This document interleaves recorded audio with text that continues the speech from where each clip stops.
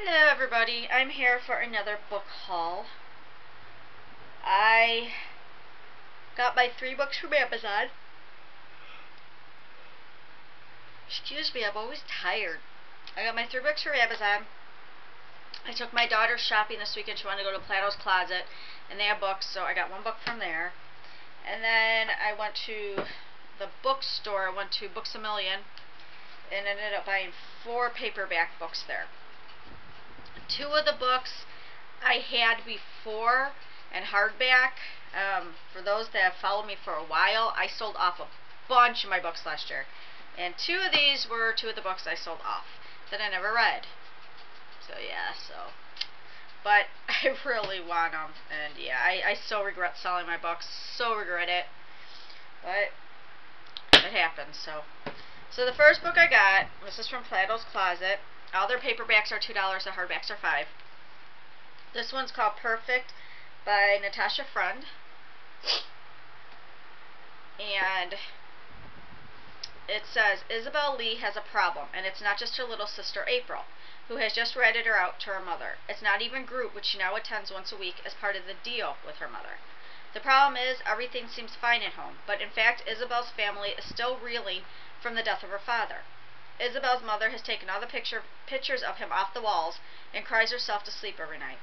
When April catches Isabel in the bathroom, forcing herself to throw up, Isabel can't bribe her to stay quiet and ends up in eating disorder and body image therapy group. Trapped in a room with no air circulation and orange carpet, Isabel is amazed when Ashley Barnum, the prettiest, most popular girl in school, walks through the door. So, contemporary, issues, my kind of book. Very short book too, very short. The 2 that I got that I had before, first one's Dead Beautiful by Yvonne Woon. Love this cover. And yeah, love it.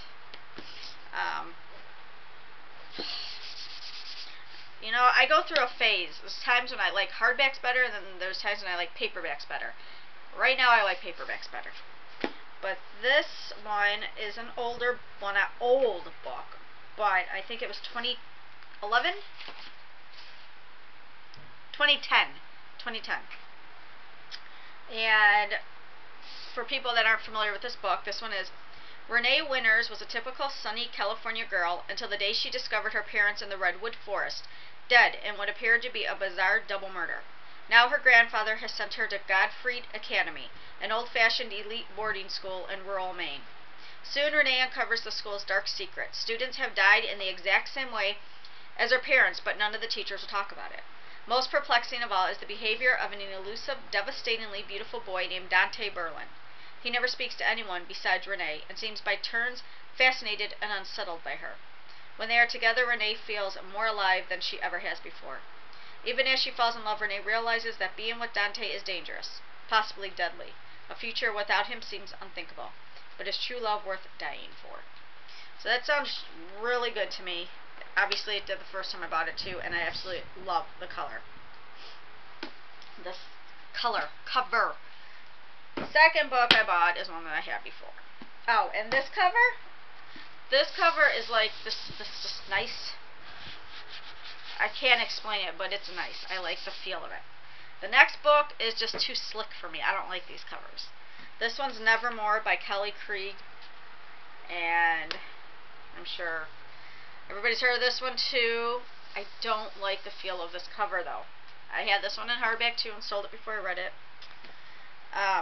It's a big book. This one's a big book. So, Dead Beautiful's alright, but this one's got over 500 pages. This one says, cheerleader Isabel Landley is horrified when she is paired with Varen Nethers for an English project. Cold and aloof, sardonic and sharp-tongued, Varen makes it clear he'd rather not have anything to do with her either. But soon Isabel finds herself making excuses to be with Varen. Steadily pulled away from her friend and her possessive boyfriend, Isabel ventures deeper and deeper into the dream world Varen has created through the pages of his notebook, a realm where the terrifying stories of Edgar Allan Poe come to life. As her world begins to unravel around her, Isabel discovers that dreams, like words, hold more power than she ever imagined, and that the most frightening realities are those of the mind.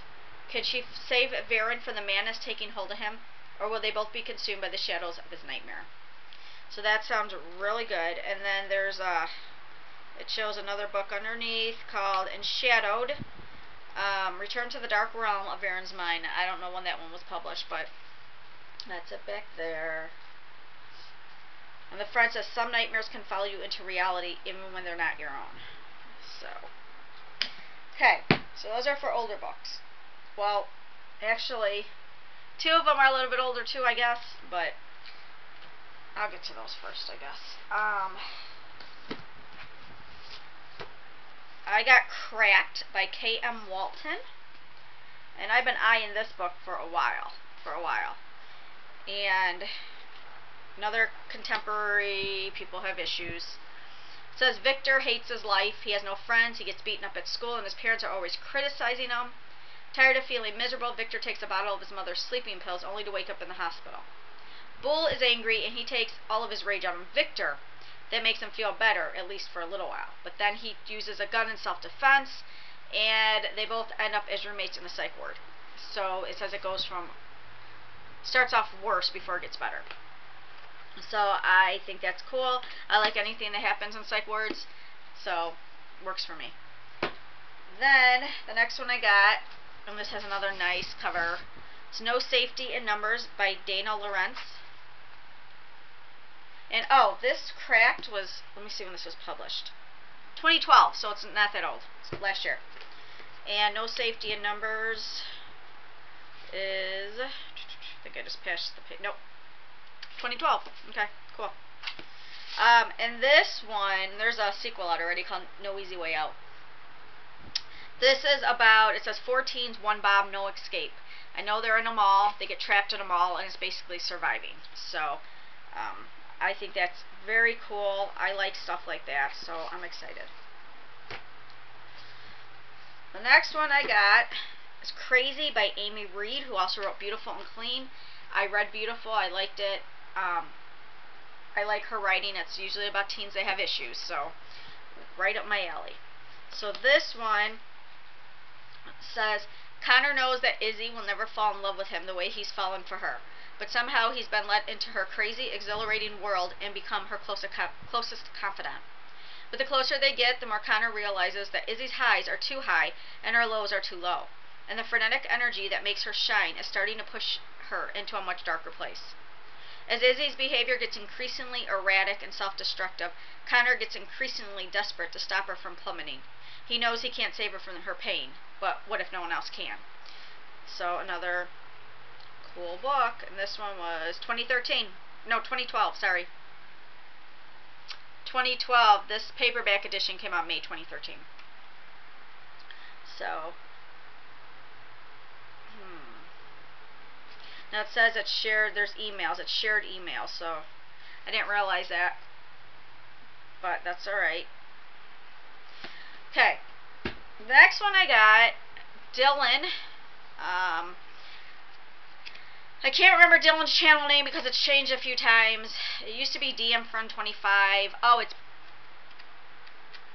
no, I don't remember Dylan's channel name. I'm sorry, but he showed this. It was in what he had just finished reading, or a haul, or no, it wasn't a haul because he had finished reading it and he said it was really good. So I had requested it at the library, but I seen it at the bookstore, so I just picked it up. And this one is The S Word by Chelsea Pitcher. And I love books like this. It's about suicide. Perfect for me. This one says, Lizzie's reputation is destroyed when she's caught in bed with her best friend's boyfriend on prom night. With the whole school turned against her and Angie not speaking to her, she takes her own life. But someone isn't letting her go quietly. As graffiti and photocopies of Lizzie's diary plaster the school, Angie begins a relentless investigation into who exactly made Lizzie feel she didn't deserve to keep living. And while she claims she simply wants to punish Lizzie's tormentors, Angie's own anguish over abandoning her best friend will drive her deep into the dark, twisted side of Verity High, and she might not be able to pull herself back out. So that just, it sounds really good. And on the back it says, first it was slut, scribbled all over Lizzie Hart's locker, but 1 week after she kills herself, suicide slut replaces it in her own looping scrawl. You guys can see that. In the front of this, It has suicide, it has slut, and it's all like just engraved like in this book. It's so neat. And this one was published 2013, so this is a new book this year. Then the last book I got from Amazon. I also got No Safety in Numbers and Cracked from Amazon too. This one everybody's been raving about. I have not heard one bad review on it, not one. So I figured, you know what, I'm going to pick it up. And it is The Fifth Wave by Rick Yancey. Everybody has seen this. This cover is so nice. Love it. But yeah, everybody's seen this. It's supposed to be about aliens, I believe. So I'm really excited to dig into it. The only other book that I read that was supposed to be about aliens, I just got done with, what the hell was it? And it didn't really say much about aliens. So I was really disappointed in it. Holy cow. I just finished it. I can't remember. You know what? No, I don't know where my tablet is. You know what? Let me see something. Oh, and another thing. I am going to buy more books, of course. And I don't know what books to choose. So I need recommendations, people. If people can please recommend to me books. Even if they're older. Icons by Margaret Stoll. That's what I just finished reading. And the writing wasn't bad at all. The storyline wasn't bad, but it wasn't executed well. It was supposed to be about aliens taking over the world, and you just didn't get to know the aliens, like nothing at all. Like, they didn't make an appearance at all, and I didn't like that. So right now I'm reading The Program by Suzanne Young. But right now my shopping cart at Amazon, I have quite a few books. I have Truly Madly Deadly by Hannah Jane, Some Quiet Place by Kelsey Sutton, I've Awakened by Katie Kasvinsky, which I've been wanting to read that. It's marked down, it's a bargain book, and there's only 3 left, so I need to get that book. I have Clean by Amy Reed, who wrote Crazy and Beautiful. I have Proxy by Alex London, which is a new release. I have Ashfall by Mike Mullen, about a volcano that erupts in Yellowstone Park. I like things like that. I like things that, like with tornadoes and volcanoes and earthquakes and tsunamis and just like devastation on Earth. I like that type of stuff. I got Quarantine by Lex Thomas. And then Angel Fall by Susan E., because that one's only $4.99, and I've been hearing a lot about that one lately. So I have all those books in my cart. It's like 72 bucks, 8 bucks. But of course I have more on my wish list, so I'm just like flopping things around, not sure what way to go, what to get. I should wait till I'm done with all these books before I get more. I also picked up books, my YA books, from Kevin's house this weekend. So I'm like excited when I opened the box. I was like, oh, I missed you guys so much, because it was just like an old friend.